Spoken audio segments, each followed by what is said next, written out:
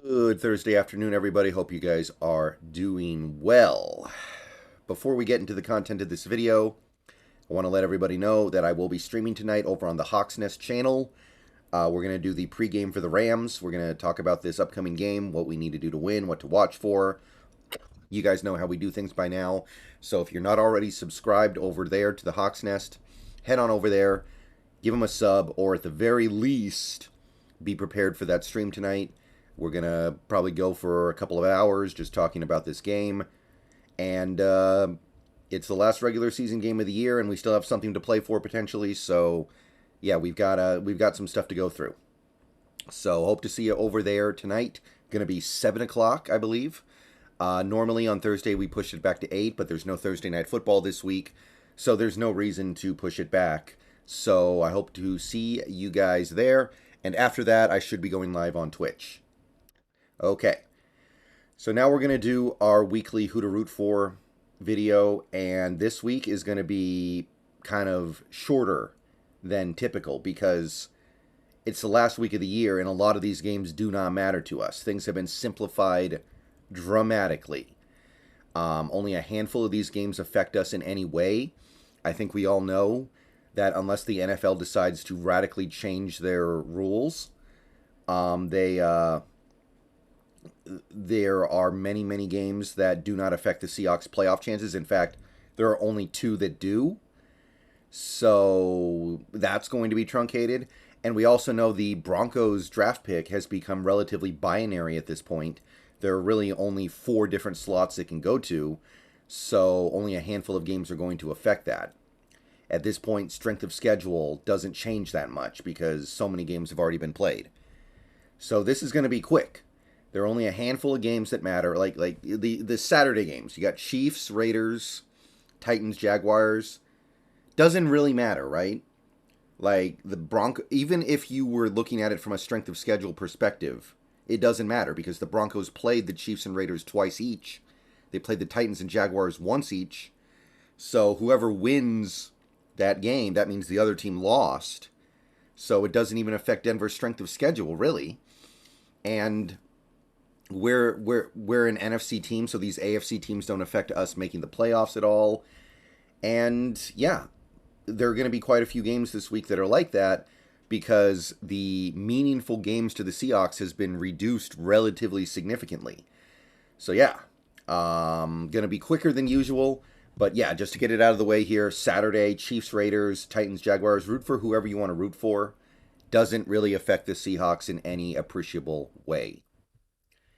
Okay, so going to Sunday, we're skipping the Rams-Seahawks game. Obviously, we all know what we need to happen there. There has been some talk, by the way, and I may address this further tomorrow.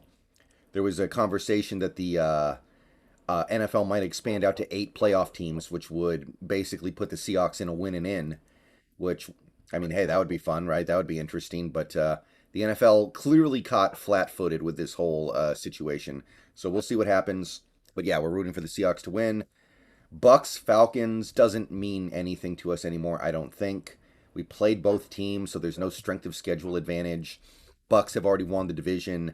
Falcons already put themselves out of range of a super high pick because they beat the Cardinals last week. So I don't think that one matters at all. Patriots, Bills, another game that doesn't matter on any level that I can think of for the Seahawks or their draft picks. Root for whoever you want to root for, I guess. I think the Patriots might be in win and in. So if you want them to get in, then I guess root for them. If you don't, then root against them. That's all there is to it. Okay, Vikings, Bears. Here's one.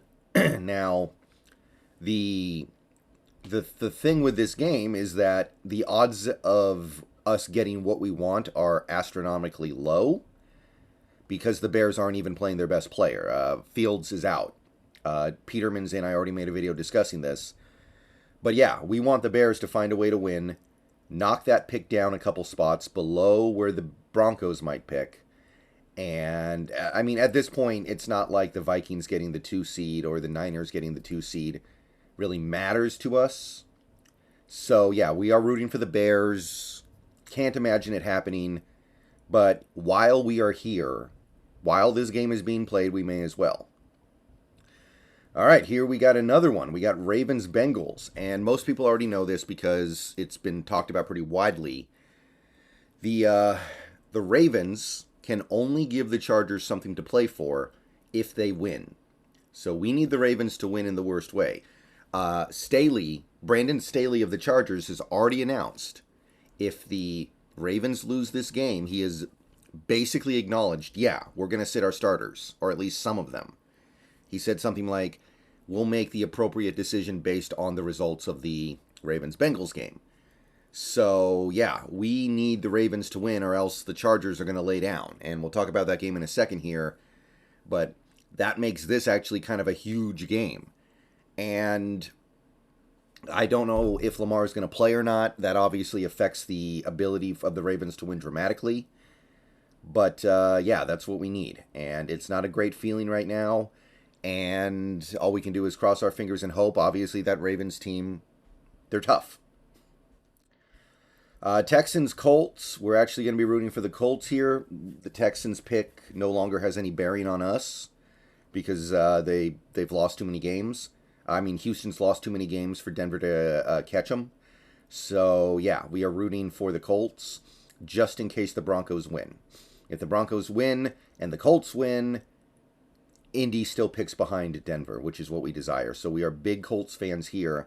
This might be a game where teams are trying to out-tank the other, honestly. But, yeah. The Colts, we need them. Jets, Dolphins. I mean, the Broncos played the Jets this year, right? But at this point, strength of schedule is so meaningless because they've already played so many games. Even that's a reach, but I guess you may as well root for the... you may as well root for the Jets, right? I don't know.